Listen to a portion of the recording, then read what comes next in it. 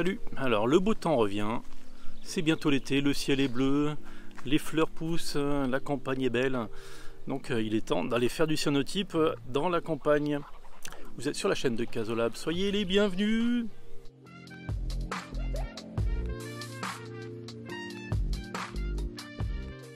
Donc effectivement, quand on veut faire du cyanotype avec des fleurs sauvages, le souci c'est qu'elles tiennent vraiment pas très bien à la distance. Vous n'avez pas le temps de les ramener chez vous pour pouvoir les utiliser en cyanotype. Donc l'idéal c'est en fait de les faire sur place. C'est pour ça que aujourd'hui on va faire cette petite vidéo pour vous montrer que c'est vraiment très facile en fait de pouvoir emmener avec vous tout le matériel pour faire du cyanotype en campagne et un peu à la sauvage. Donc là on va passer à l'atelier pour voir tout le matériel dont vous allez avoir besoin pour faire vos cyanotypes directement ici, et après on revient dans la nature pour en faire quelques-uns.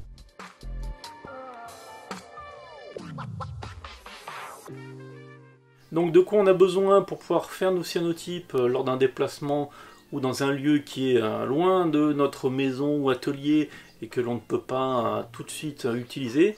Donc alors évidemment c'est obvious, il vous faut du papier enduit avec de l'émulsion de cyanotype. Alors moi je prends au maximum du A4 et après je prends des petits formats parce que c'est le plus simple à transporter.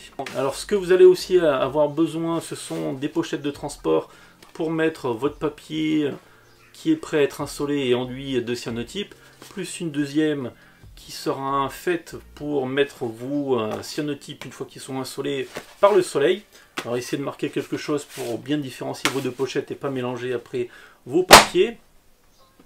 Évidemment il vous faut un support sur lequel poser le papier, plus une vitre pour prendre en sandwich les feuilles, fleurs, papier, etc.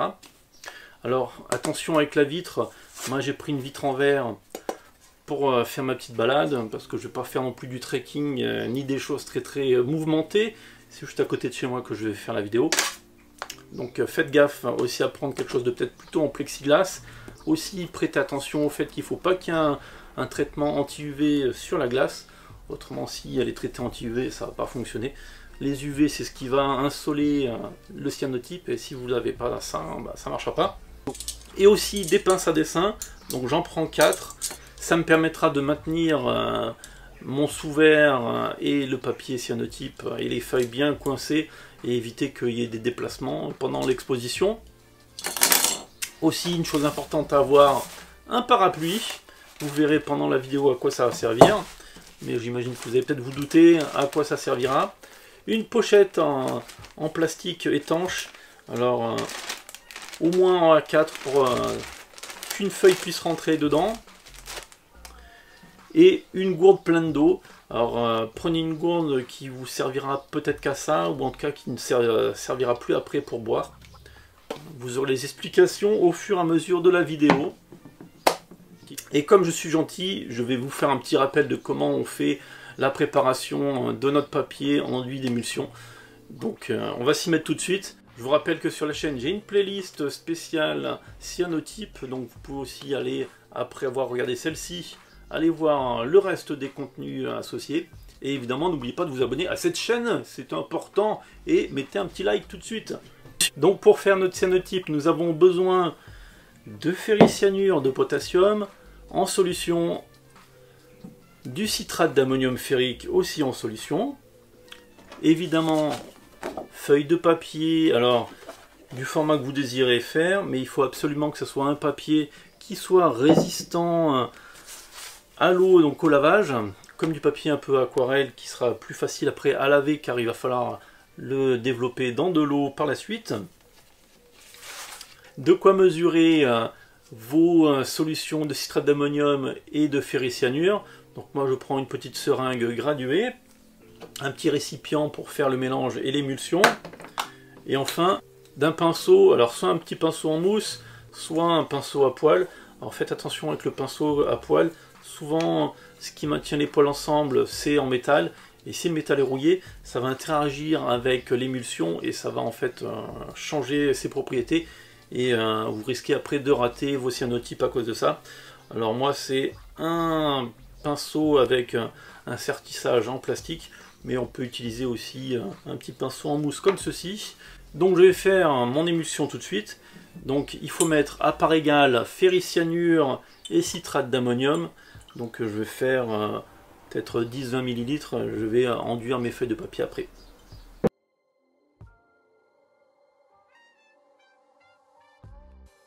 Et aussi je vous conseille, si vous n'avez qu'une seule seringue pour faire vos mélanges et vos mesures, rincez-la entre chaque solution pour éviter de contaminer vos produits et de les abîmer.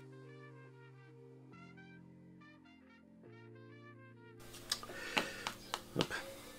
Donc une fois que votre émulsion a été faite, je vous conseille de l'utiliser dans les 2-3 jours après l'avoir fait et de ne pas conserver ça en fait. On ne peut pas le conserver très longtemps. Il faut qu'elle soit appliquée et séchée assez rapidement sur un support. Donc pensez à ne mélanger vos produits qu'au dernier moment de l'utilisation. Que vous devez enduire absolument vos papiers d'émulsion dans un espace à l'abri de la lumière directe du soleil. Éloignez-vous d'une fenêtre ou mettez un rideau, ou alors attendez le soir à la lumière d'une lampe pour pouvoir faire votre induction de papier avec votre solution, votre émulsion de cyanotype. Donc maintenant j'enduis mon papier avec l'émulsion. Alors il faut le faire de manière le plus homogène possible en croisant les passages et faire en sorte que voilà, vous ayez à peu près la même quantité à peu près partout. Qu'après vous allez voir, il y aura des zones différentes suivant les endroits où il y a plus ou moins en fait d'émulsion. Donc notre papier est émulsionné. Vous allez maintenant le mettre à sécher dans un endroit à l'abri de la lumière et sec, et pendant à peu près 2-3 heures suivant la température qu'il fait. Et après on va pouvoir partir.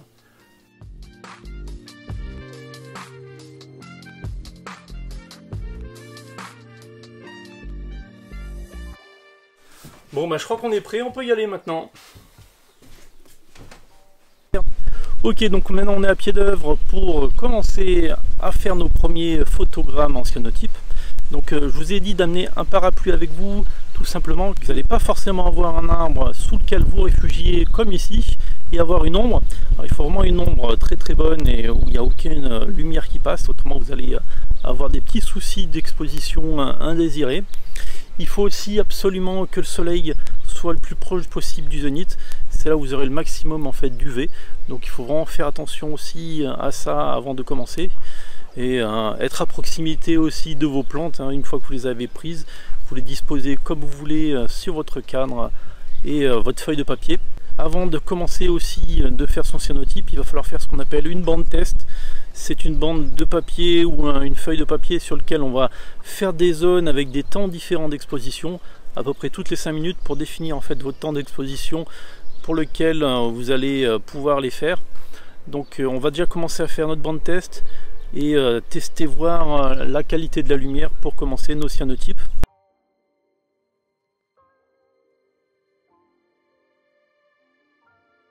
Ok, donc on va faire une bande test pour définir le temps qu'il nous faut pour faire notre cyanotype.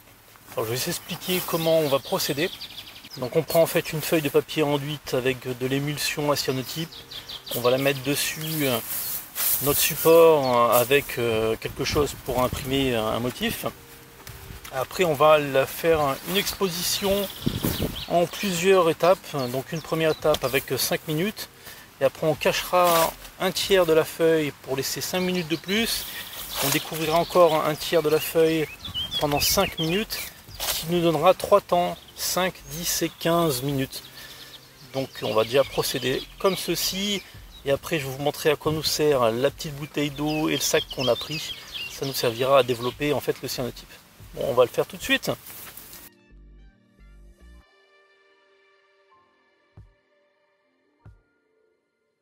Donc là j'ai installé mon papier, on va faire déjà une première étape à 5 minutes. Et après on rajoutera les temps en plus.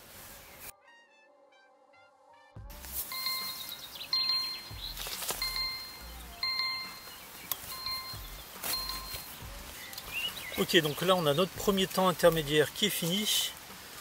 Maintenant on va cacher un tiers du papier pour laisser encore 5 minutes et on répétera l'opération 2 fois pour laisser après encore 5 minutes de plus. Ça nous fera donc 15, 10, 5 minutes. Alors ce qui est important, c'est aussi de bien caler le papier pour éviter que ça s'envole. Autrement après vous aurez du mal à connaître votre bon temps d'exposition. Voilà. Et on recommence pour 5 minutes.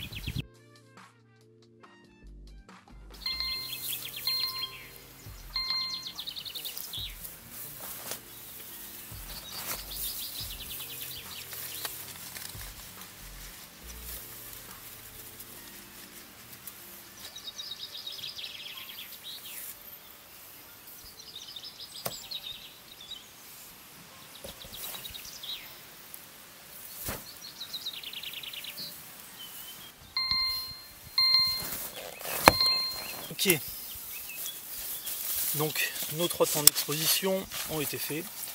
On va regarder un peu ce que ça donne. Alors on voit les 3 zones différentes. On va quand même un petit peu protéger notre papier le temps de sortir notre pochette en plastique et la gourde d'eau qui justement va nous servir tout de suite. Alors, hop. Donc un développement de cyanotype. Alors un développement de cyanotype se fait avec de l'eau. Donc comme j'ai pas de bassine ni rien, je vais prendre une pochette en plastique. Alors, il faut la prendre étanche pour essayer d'avoir des fuites. Je mets mon cyanotype exposé dedans. Hop. Et je vais verser mon eau à l'intérieur. Hop. Alors je me suis fait un peu avoir, je me suis rendu compte après qu'il y avait un trou dedans le sac plastique. Mais bon, c'est pas très grave. Donc là, après je fais des petits mouvements. Voilà.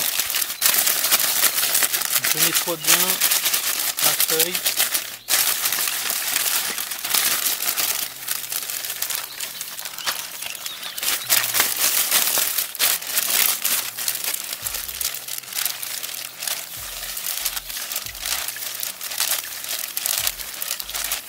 On fait ça le temps que l'action de l'eau se fasse sur la chimie. Il faut quand même relativement bien le rincer. Hop, voilà. Donc là je pense qu'il est suffisamment lavé. Donc là on voit quand même qu'on a 3 zones différentes, ça, ça et ça. Il faut attendre que la feuille soit sèche pour vraiment bien définir le temps de pose parce que en fait la chimie va un peu bouger, donc on va avoir la feuille et le cyanotype qui va s'assombrir au fur et à mesure. Donc on va le laisser sécher et on va voir après le résultat une fois sec. Je le mets à côté. Et pour l'eau, soit vous la remettez dans votre gourde pour la jeter aux égouts chez vous, soit vous la jetez comme il vous plaît dans la nature. Après c'est pas non plus ultra toxique, il n'y a qu'un dixième de gramme de cyanotype dedans, c'est pas ça qui risque de faire pourrir le champ entier. Mais bon, on peut quand même le mettre dedans. Donc là il est à peu près sec. Donc là mon test de cyanotype est à peu près sec. Donc là c'est la partie qui a été le plus exposée, là la moins exposée. Alors il n'y a pas des grosses différences flagrantes entre les 3 parties. Alors ce qu'il faut voir c'est que là j'ai pris quand même des feuilles qui étaient très opaques aux UV. Donc c'est resté bien blanc. Ce qu'il y a avec les fleurs, souvent les pétales des fleurs laissent plus passer facilement les UV. Donc je vous conseille quand même de prendre en général la partie la moins exposée et qui reste quand même propre. Et quitte à après à faire un traitement à la maison avec de l'eau oxygénée, comme je vous ai montré dans une des vidéos que j'ai faites, pour améliorer l'intensité du bleu.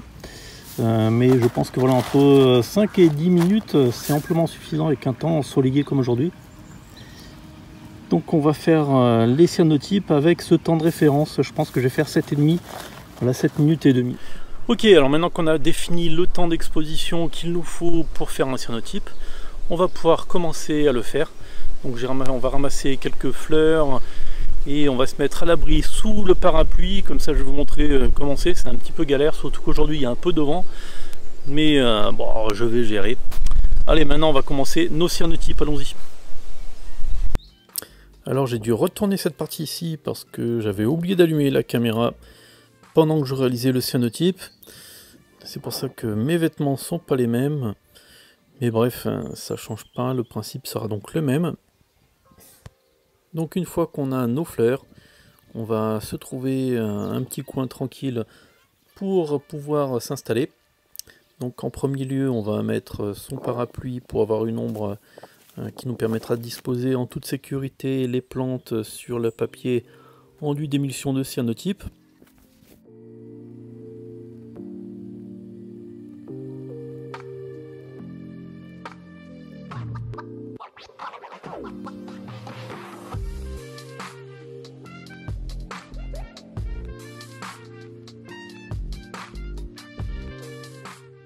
Ensuite, on enlève notre parapluie pour exposer le cyanotype pendant le temps de référence qu'on a calculé. Et une fois que c'est fait, on n'a qu'à enlever notre cyanotype du sous-verre, le ranger dans la pochette qu'on avait prévue justement pour entreposer tous les cyanotypes qu'on va faire pendant notre sortie. Donc voilà, tous nos cyanotypes maintenant sont exposés. Alors ce qui est pratique justement avec cette technique, c'est qu'on n'est pas obligé en fait de développer immédiatement nos feuilles.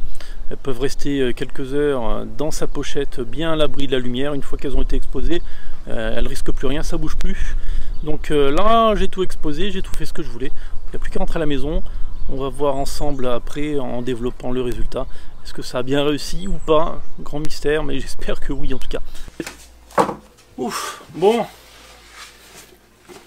De retour à l'atelier. Alors c'est le moment maintenant de faire le développement des cyanotypes qu'on a fait pendant nos balades.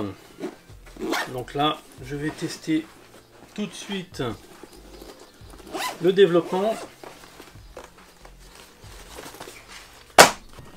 Alors vous pouvez développer vos cyanotypes dans un évier, ça posera pas de problème.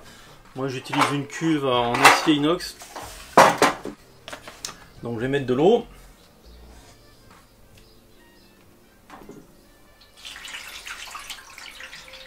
Après il en faut quand même une bonne quantité pour que le lavage se fasse bien rapidement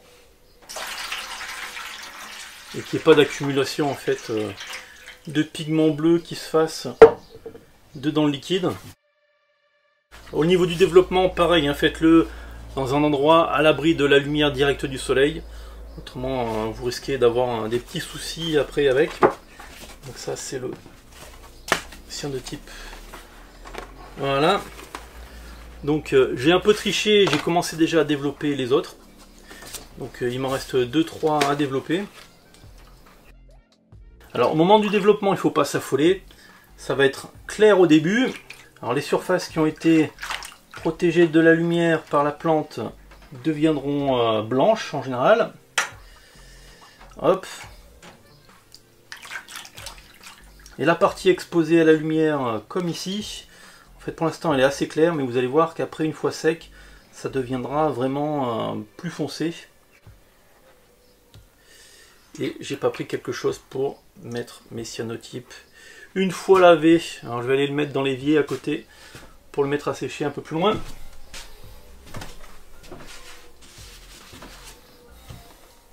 Aussi veillez à ne pas mouiller vos papiers enduits de cyanotype. S'ils sont mouillés avant d'avoir subi l'insolation, l'émulsion va partir. Donc il ne faut vraiment pas que vous le mouillez avant de les avoir exposés à la lumière du soleil. Et après, vous n'êtes pas obligé de changer l'eau de votre bain à chaque feuille de papier. Vous pouvez utiliser dans 3-4 litres d'eau, faire tous vos développements dedans. Après, à vous de voir aussi la saturation. Si vous voyez que l'eau est très sale, vous changez l'eau, vous faites un dernier rinçage de vos papiers dans de l'eau propre. Hop, donc là vous voyez, on voit bien nos fleurs et les tiges. Et tout est quand même assez clair. Et vous verrez que normalement, une fois sec, ça va changer. Hop, je vais le mettre à sécher dans la partie humide. Bon, je vous retrouve une fois que tout est sec. Mes 3 cyanotypes sont enfin secs. Donc on voit qu'ils ont bien foncé.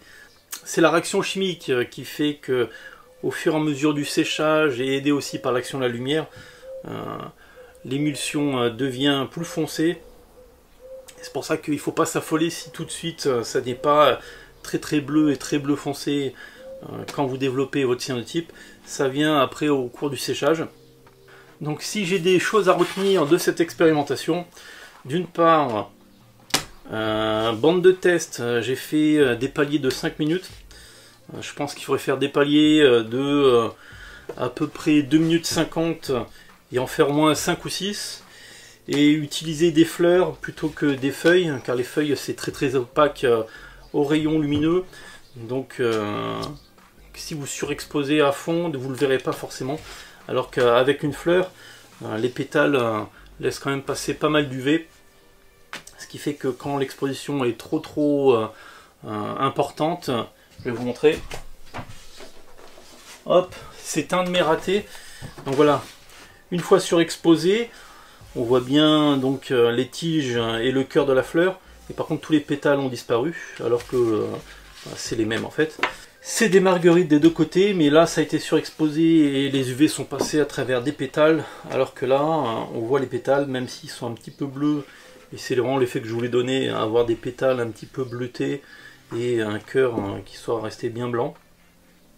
Donc voilà, l'élément très important, c'est vraiment bien calculer son temps d'exposition pour son photogramme, et suivant le végétal que vous allez prendre en photogramme, avec le cyanotype donc.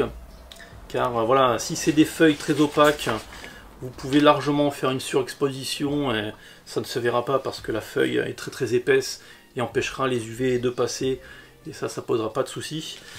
Alors que les fleurs, les pétales laissent quand même passer pas mal de lumière et pas mal d'UV, ce qui fait que quand on surexpose, on n'a que le cœur et la tige qui apparaissent. Et après, ce qui est peut-être le plus intéressant, les pétales qui montrent la forme de la fleur vont disparaître. Un petit comparatif entre l'exposition faite avec des UV à l'atelier et le soleil. Alors les UV c'est un peu particulier, c'est vraiment une source de lumière fixe. Donc déjà je connais les temps d'exposition que je dois mettre dessus. Et en plus c'est vraiment à la verticale de mon sujet. Alors que ici le soleil en fait est un peu de biais. Ce qu'il y a c'est que j'ai des petites ombres portées. Alors je suis pas sûr qu'on arrive à bien les voir. J'essaierai de zoomer dessus. Peut-être avec celle-ci, on verra peut-être un petit peu mieux. Oui. Donc voilà, on a des petites ombres qui se forment. Et ça donne du relief en fait à notre cyanotype. Alors que quand on fait un cyanotype de végétaux comme ceci, avec une plaque qui écrase vraiment le végétal, ça aplatit vraiment toute l'image. Alors je trouve ça plus sympa d'avoir un peu de relief. C'est vrai que à l'atelier, je pourrais juste déposer les végétaux sur la feuille, parce que j'ai pas de problème de vent qui risque de faire bouger le végétal après dessus papier. C'est vrai que les conditions climatiques sont des fois embêtantes. Pendant que je les ai fait, il y avait beaucoup de vent. Et c'est vrai que j'étais obligé à chaque fois de mettre une plaque de verre dessus mes plantes pour éviter qu'elles partent dans tous les sens. Même les positionner, c'était un peu compliqué d'avoir des positionnements un peu sympas. Il y a toujours le vent qui vous bouge tout. Donc le mieux c'est quand même d'être à l'abri du vent ou de réussir à aller un jour où il n'y a pas de vent. Et dernière observation, faire une vidéo YouTube en même temps qu'on fait du cyanotype en extérieur, ça enlève beaucoup de fun à cette activité. Donc j'en referai sûrement, mais pas en me filmant, en tout cas pas en partageant comme ça l'expérimentation de le faire. Et après voilà, j'ai réussi à faire quand même pas mal de trucs un peu rigolos. Et c'était quand même très sympa de me balader dans la nature et faire des cyanotypes. Voilà, tout ce que j'ai pu faire. Et bien, j'espère que cette vidéo vous aura plu. N'oubliez pas de vous abonner, encore une fois, à cette chaîne. Vous pouvez aussi aller voir mon Instagram, @casolab, et laisser des likes, mettez la cloche de notification pour être au courant de toutes les vidéos qui sortent sur la chaîne. Et à très bientôt. Allez, passez un bon week-end, une bonne semaine et tout ça et tout ça.